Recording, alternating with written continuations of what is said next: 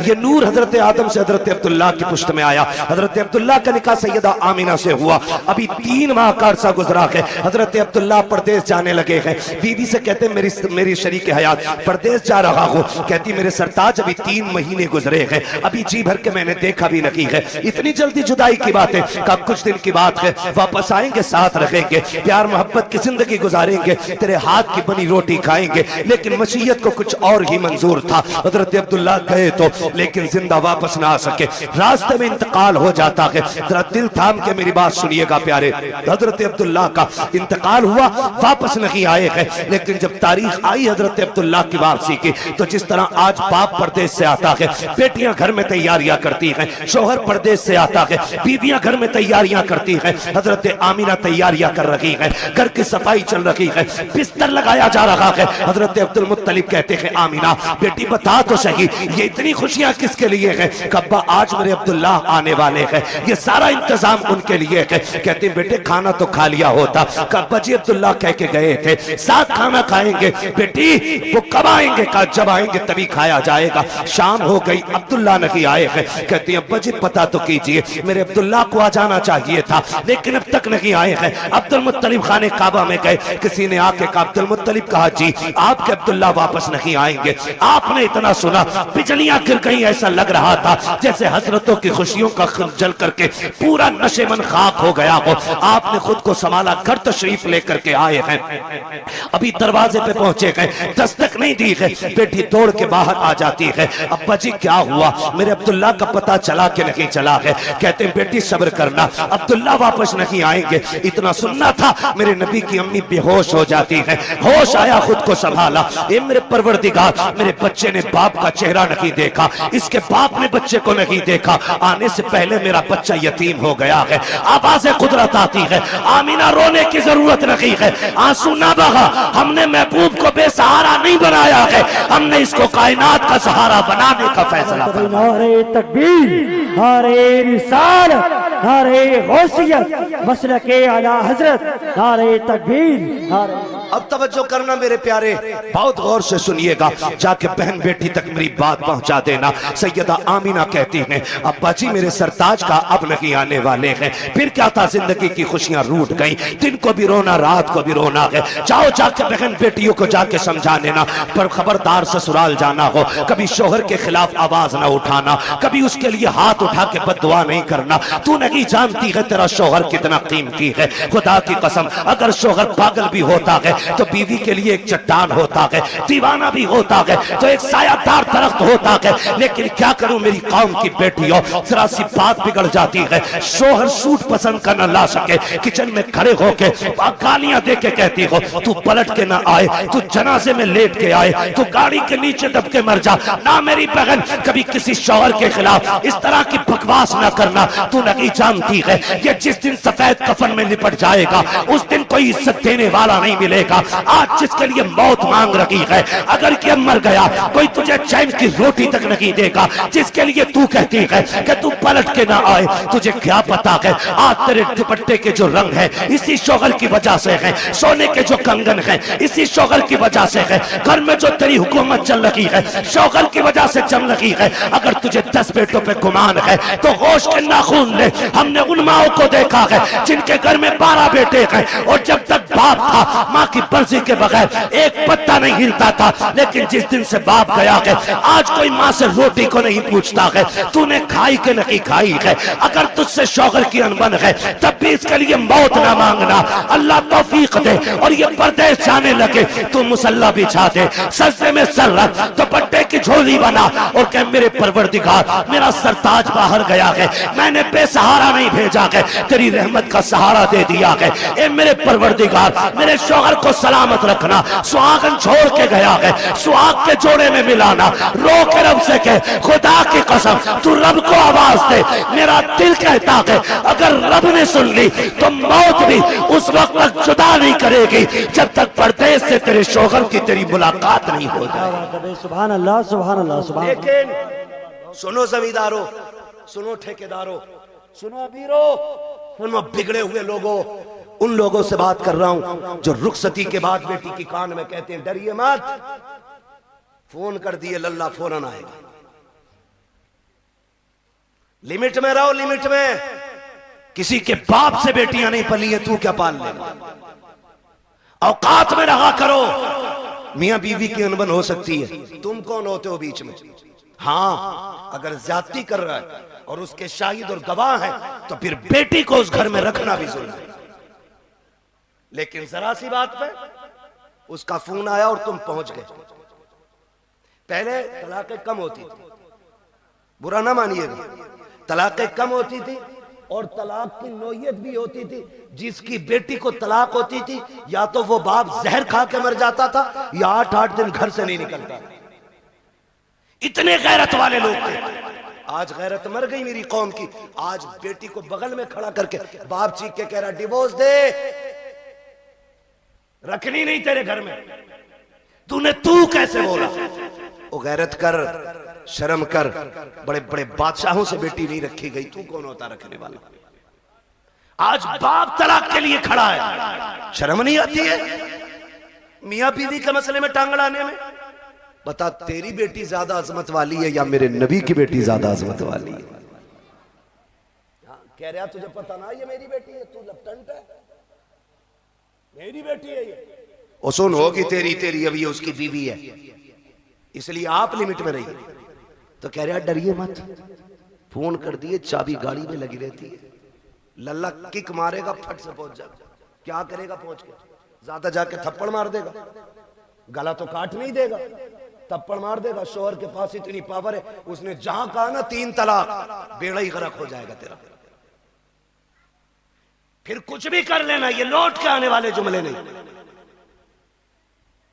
इसलिए ये ना कह हम खड़े, वो कह जो मेरे नबी ने कहा। फरमाया फातिमा, अब तक मेरी रजा की फिक्र थी, अब मेरे अली की रजा की फिक्र करनी है।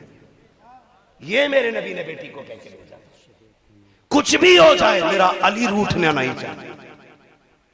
और तू कह रहा डरना मत,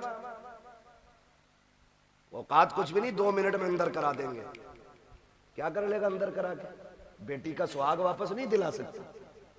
और फिर कुट पिटा के बेटी वापस आ भी गई ना, तो फिर उसे इज्जत नहीं मिलेगी घर में। इज्जतों के रखवाले बने, रिश्ते बड़े अहम हैं। बेटियों को समझाओ। मौलाना आए थे, तकरीर करके गए और अपनी बीवी को डांट रहा जाके, बीवी को सुधार रहा। हमारा मुआशरा बेहतर इसलिए नहीं हो रहा कि हम ये चाहते मेरी बीवी सुधर जाए। ये कोई नहीं चाहता बेटी सुधर जाए। यहां से जाके बीवी को मत बताना, यहां से जाके बेटी को बताना कि बेटी जब तक जिंदा रहना है कनीज़े फातिमा बन के रहना। सुभान अल्लाह। मेरा चैलेंज है, जब बेटियां सवर जाएंगी तो किसी घर की बहू खराब नहीं हो सकती है। बेटियों को बेहतर करो, बेटियों को। मेरी बहन, मुश्किल है जिंदगी का गुजरना शोहर के बगैर। आज बात बात में तलाक चाहिए तुझसे, नहीं। फरमाया गया जो बिला उज़्र शरी के अपने शोहर से तलाक का मुतालबा करे, अल्लाह उस पे जन्नत की खुशबू हराम फरमा देता है। क्यों मांग रही हो तलाक? कहा जी मुझे सुख नहीं मिला। किसे सुख कहती है तू? कहा मुझे 10,000 का जोड़ा नहीं मिला। जैसे कल्लन की बीवी के कंगन है वैसे मैंने नहीं पहने, जैसे अच्छन की बीवी का सूट है ऐसा आज तक मुझे नहीं मिला। और तू इसे कहती है सुख, कहती है इसे सुख? ये नहीं है सुख, इसे कहती है चटनी से मिल जाए शुक्र अदा कर खा के सो जा। अगर तेरा शोहर तुझसे राजी है तो तू सबसे बड़े सुख में है। और तू सोने के लुक में खा, तेरा शोहर तुझसे नाराज है तो तू सबसे बड़े दुख में है, सुख में। सुख किसे कहते हैं? सुख किसे कहते हैं? सुख ये होता है तुझसे तेरा परिवार राजी रहे, मर जा। कहती नहीं मैं रहनी नहीं है जी, मैंने इनसे जोड़ा मांगा, इन्होंने मुझसे कहा मेरे पास कुछ नहीं है। मेरी बहन कान खोल के सुन, देख तो सही, अगर दौलत सबसे बड़ी चीज होती तो मेरा नबी सबसे ज्यादा दौलत अपनी बेटी के जाए। देवबंद मिल गया, देख के दे दी, पैसे वाला था, गाड़ी लाया था, यहाँ भी कुछ नहीं, आग लगे तेरे दामाद में। सीधी सी बात है। ओ भाई पैसे देख के दे दी। हुजूर ने जिसके हाथ में हाथ दिया था बेटी का, वो इतना गरीब मक्के का अली है कि जिसके पास मेहर देने का भी पैसा नहीं था,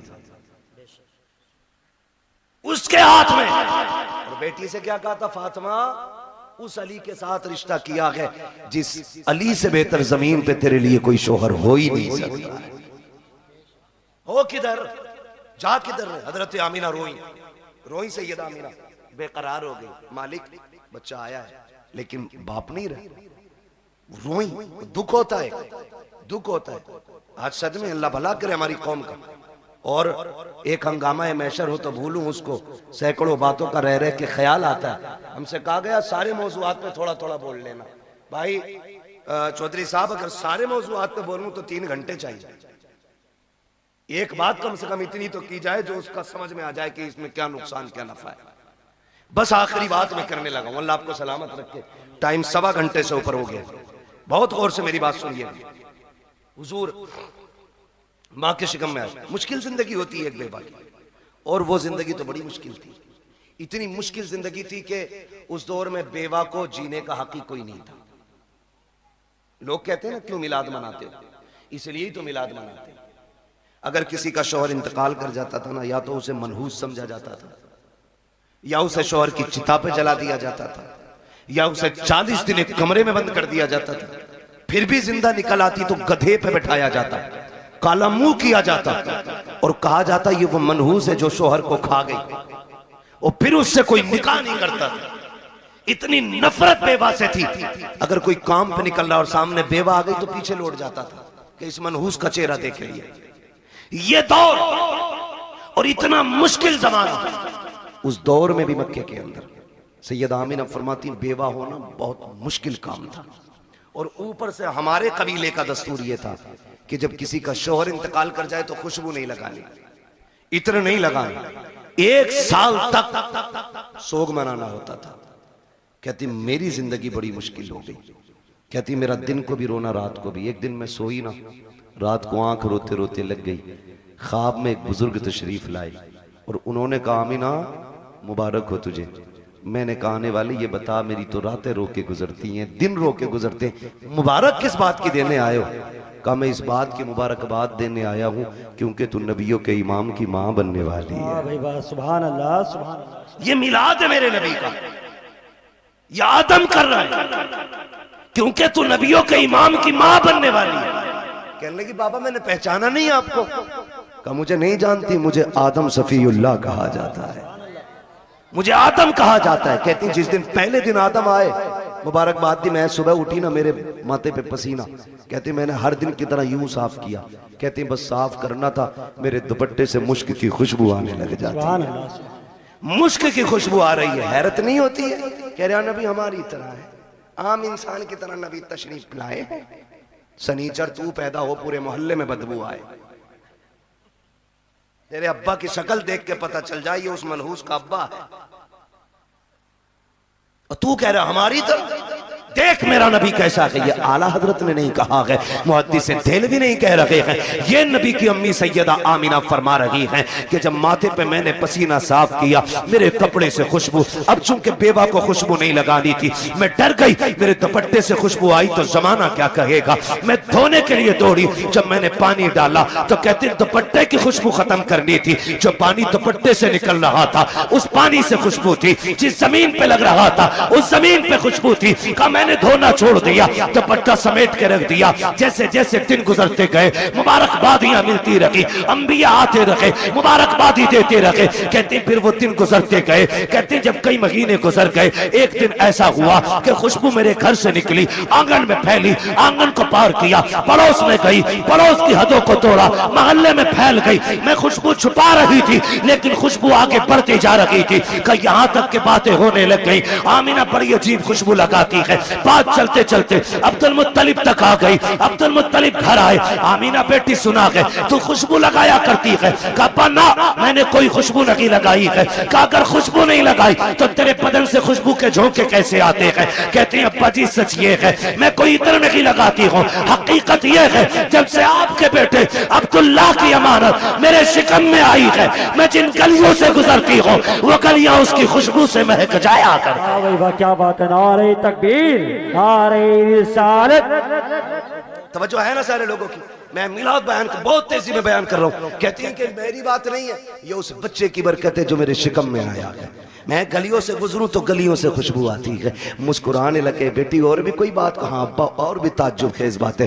कहा क्या? का एक दिन मैं सहन में टहल लगी थी, मैंने कंकर उठाया, मैंने कहा फेंक तो चुभ ना जाए। कहती जब मैंने हाथ लगाया, ये नबी नहीं नबी की अम्मी कह रही। कौन? नबी की, बोले जरा कौन? नबी की अम्मी कह रही है, नबी नहीं कह रही, नबी की अम्मी कह रही वो कंकर मैंने उठाया, मैं चाहूं कि फेंक दूं। कहती जब हाथ लगाया ना तो वो मोम की तरह पिघलने लग गया, मोम की तरह। कहती मेरे मुंह से जुमला निकला, या अल्लाह ये क्या मामला है, ये पत्थर पिघल लगा है, कंकर पिघल लगा है। कहती इतना कहा ना वो कंकर बोलने लगा। उसने कहा आमीना यार को तो आने दे, अभी तो छोटे छोटे पिघल लगे हैं, जब वो आ जाएंगे बड़े बड़े पत्थर पिघलने लग जाएंगे। सुभान अल्लाह।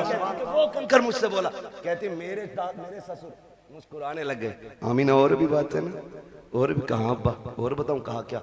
एक दिन मैं सो रही थी, मुझे पसीना आया ना, अचानक मेरी कमर के पीछे से ठंडी हवा के झोंके आए। जब झोंके आए मैंने मुड़ के देखा, ये हवा किधर से आ रही? मौसम में तो हवा नहीं है। कहती जब मुड़ के देखा ना तो दो खूबसूरत परियां, दो खूबसूरत चांद जैसी चेहरे वाली शहजादियां मेरी कमर के पीछे पंखे से हवा कर रही। मैंने कहा कौन हो जी, इधर किधर से? उन्होंने कहा कि हम आपकी खिदमत के लिए आए। कहा तुम्हें मक्के में तो नहीं देखा? कहा देख भी नहीं सकती। कहा क्यों? कहा हम मक्के से नहीं, हम तो रब की जन्नत से आए हुए हैं। जन्नत से? कहा क्यों? का तेरे माथे पे पसीना आया, रब ने हुक्म दे दिया मेरे महबूब की माँ की जाके ठंडी हवाओं के झोंके पेश किए जाए। अल्लाह अकबर। नबी की अम्मी कहती है अब्बा ये भी हुआ? कहा और कुछ? कहा और भी है। कहा क्या? तवज्जो है, सुन लेंगे जरा 5 मिनट, जितने सुनना चाहते हैं जरा कहते हैं या रसूल अल्लाह। माशाअल्लाह, अब तो सबके हाथ उठ गए या रसूल अल्लाह। जिन्होंने हाथ उठाए आपको आपकी शहजादी का वास्ता उस वक्त तक मौत ना आए जब तक हुजूर के शहर की हाजिरी नसीब ना हो जाए। अल्लाह सबको सलामत रखे। कहती बेटी और भी कुछ? हाँ अब्बा और भी कुछ। सुने देखो वो फजीता खोर भी याद रखना, नबी हमारी तरह, और मेरे नबी की शान भी सुनना। मिलाद वालों मुबारकबाद के लायक हुजूर की मिलाद कर रहे हैं, मुबारकबाद के लायक। कहती है अब्बा जी रात को ना होता यह है कि कभी कभी आप चले जाते हैं ना, पानी खत्म हो जाता है घर में। क्या हो जाता है? पानी खत्म हो जाता है। सुन रहे हैं ना मेरे भाई? अब वक्त ज्यादा तो नहीं हुआ मेरा, अभी है मेरे पास, अभी टाइम है। अल्लाह सबका टाइम बढ़ा दे। बड़ी हल्के से आमीन कह रहे हो, दिल भरा रखा है ना बढ़ा रहे। तवज्जो है ना सारे लोगों को? बेटी और कुछ? हाँ, कभी कभी आप चले जाते हो ना हरम शरीफ पानी पिलाने के लिए, वो घर में कभी कभी ऐसा होता है आप पानी घर का भी ले जाते हो। अम्मी मुझसे कहती है आमीना पानी भर ला। ये नबी की अम्मी कहती मैं बर्तन लेती हूँ और कुएं पे जाती हूँ। लड़कियां मुझे देखती हैं, खड़ी रहती हैं। बेटी क्यों?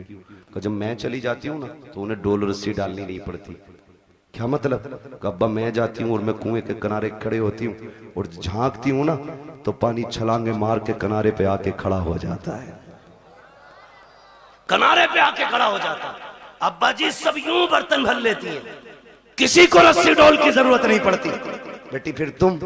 अब्बा सबसे बाद में मेरी बारी आती है, फिर मैं पानी भरती हूँ और जब मुड़ के चलती हूँ फिर पानी नीचे जाता है। अब्बा बोलता है पानी जब नीचे जाता है तो पानी बोलता है। हाँ अब्बा पानी नहीं। जब मैं वापस आती हूँ सारी बच्चियां लड़कियां आती हैं, मैं पीछे रह जाती हूँ। तो जब मैं चलती हूँ ना तो जो बड़े दरख्त हैं वो भी सजदे में गिर जाते हैं, जो छोटे पौधे वो भी गिर जाते हैं। अब्बा पत्थर भी बोलते हैं, कंकर भी बोलते हैं। बेटी क्या बोलते हैं? अब्बा जी वो बोलते मैं सुनती हूँ। तो अब्दुल मुत्तलिब कहते हैं बेटी तुम उनकी आवाज सुनती हो? कहा हाँ। उनकी बोली समझ लेती हो? कहा जी अब्बा समझ भी लेती हो। अब जब इतनी बात कही कहते हैं बेटी बताओ ना क्या कहते हैं वो? कहती है अब्बा जी जब मैं चलती हूँ तो कुएं का पानी, दरख्त, रास्ते के पत्थर, कंकर, छोटे बड़े सभी आवाज देते हैं अस्सलातु वस्सलामु अलैका या उम्म रसूलिल्लाह। ए नबी की माँ तुझ पर भी सलाम हो, तेरे आने वाले बेटे मोहम्मद पर भी सलाम। अल्लाह कहती अच्छा कलेजा ठंडा हो गया, मुस्कुराने लगे, कहने लगे रब ने मेरी दुआ कबूल कर ली। अब्बा क्या मतलब? का एक दिन तुझे रोते देखा, मैं हरम में गया, मैंने खिलाफे काबा पकड़ के कहा था काबे वाले मुझे तूने और भी बेटे दिए, मेरा एक गया तो मैं सब्र कर लूंगा। आमीना का तो कोई सहारा ही नहीं रहा। ये जो बच्चा आने वाला है ना अल्लाह इसे ऐसा बना देना कि ये मेरी आमीना का सहारा बन जाए। कहते मैंने इतना का आवाज आई अब्दुल मुत्तलिब तू तो आमीना के सहारे की बात कर रहा है, जिसको हम भेजने वाले हैं ना हमने उसे कायनात का सहारा बनाने का फैसला। सुभान अल्लाह, सुभान अल्लाह, सुभान। कि मैं तभी समझ गया था ये बेटा शान वाला होगा। नबी की अम्मी बयान फरमाती हैं फिर वक्त गुजरता गया, वो रात आ गई जिस रात में मेरा शहजादा आने वाला है, शहजादा आने वाला है। घर सजाए थे आप? सजाए थे भाई? बोले अगर सजाए हो तो सजाए थे कि नहीं? लाइट लगी थी, झंडे भी लगे होंगे, ये तो पहचान है हम सुन्नियों की, है ना? सारी मस्जिदें सजी थी, सुभान अल्लाह। मस्जिदें सजी कोई नया काम नहीं। 12वीं शब आई, रब ने फरमाया जिब्रील जी रब्बे जलील का हुक्म करो कि पूरी जन्नत सजाई जाए। अब बोले जरा सुभान अल्लाह। जो अब तक नहीं बोला मुझे अफसोस रहेगा वो जलसे में आया ही क्यों था। रब ने हुक्म दिया जिब्रील जन्नत सजवाओ। अर्ज करते मालिक जन्नत तो कहती सजी सजाई जगह को। फरमाया नहीं और ज्यादा सजाओ ताकि जन्नत को भी पता लगे आज वो आ गया कि जिसके सदके में जन्नत बनाई गई है। जन्नत सजाई गई, फिर हुक्म हुआ एक मिंबर लगाया जाए। कहां? बैतुल मामूर के पास। बैतुल मामूर के पास मिंबर लगा। फिर रब ने फरमाया मीकाईल से कहो कि वो हमारी शान में खुतबा पढ़े। हजरत मीकाईल ने रब की शान में खुतबा पढ़ा, यानी कि तकरीर की, और ऐसी तकरीर के पूरी जन्नत झूमने लगी। जब तकरीर मुकम्मल हो गई, रब हुक्म क्या है? रब ने फरमाया जिब्रील जी रब्बे जलील कि जिब्राइल, मीकाईल, इसराफील, इजराइल चारों आ जाओ। चारों आगे। मालिक अब का अपने ताबे फरिश्ते 1-1 लाख फरिश्ता लेके आमिना की चौखट पे चले जाओ। अभी नहीं बोलोगे तो कब बोलोगे यार? आमिना की चौखट पे। मालिक करना क्या है? का पता नहीं, महबूब आने वाला है, मुबारकबादी पेश करनी है। अब बहुत गौर से सुनना। इधर सैयदा आमिना कहती है मैं घर में लेटी थी, आज मुझे अब्दुल्ला के ना होने का बड़ा गम था। मैं सोच रही थी काश अब्दुल्ला होते ना तो आज मेरे घर में अंधेरा नहीं होता। बच्चे की विलादत का वक्त है, 4 औरतें मक्के की भी मेरे पास होती, आज मैं तन्हा ना होती। कहती शोहर की जुदाई का गम ये रुलाने लगा। कहते भी आंसू आंख से निकल के रुखसार तक आया था कि अचानक मेरे घर की दीवारें फटने लग गई। फतखला सलासुन निस्वा, 3 औरतें घर के अंदर दाखिल हुई। उनके कद खजूरों के बराबर थे, चेहरे चांद से ज्यादा रोशन थे। कहती मेरी चारों तरफ आके बैठ गई। 4 थी, एक रिवायत में 3 भी है 4 भी है। कहती 4 औरतों को मैंने देखा, आके बैठी। मैंने कहा कौन हो? का एक कहती हमें नहीं पहचाना। का बताओ तो सही कौन हो? एक ने कहा मुझे हव्वा कहा जाता है, दूसरी ने कहा कि मुझे मरियम कहा जाता है, तीसरी ने कहा मुझे इस्माइल की अम्मी हाजरा कहा जाता है, चौथी ने यह कहा मुझे नहीं जानती हो, मुझे फिरौन की बीवी आसिया कहा जाता है। का आई किस लिए हो? का मुबारकबाद देने आए हैं। का किस बात की? का तू नसीबों वाली है, तेरी गोद में नबियों का इमाम आने वाला। क्या बात है भाई, क्या बात है। नारे तकबीर, नारे रिसालत, नारे गौसियत। बस का तेरी गोद में नबियों का इमाम आने वाला। फरमाती वो मुबारकबाद दे के चली गई। कहती फिर ख्याल हुआ काश कोई तो औरत होती जो मेरा मन बहलाती, जो हिम्मत बढ़ाती। कहती अचानक मेरे घर में रोशनी फैली, वो रोशनी सर की तरफ से आ रही थी। मैंने मुड़ के देखा ना, एक चांद से चेहरे वाली खातून खड़ी है। मैंने कहा कौन हो जी, इधर कैसे आई हो? कहने लगी आमिना हम जमीन से नहीं, हम तो जन्नत से आए हुए हैं। कहा कौन हो? कहा जन्नत की हूरों की मलका हूं।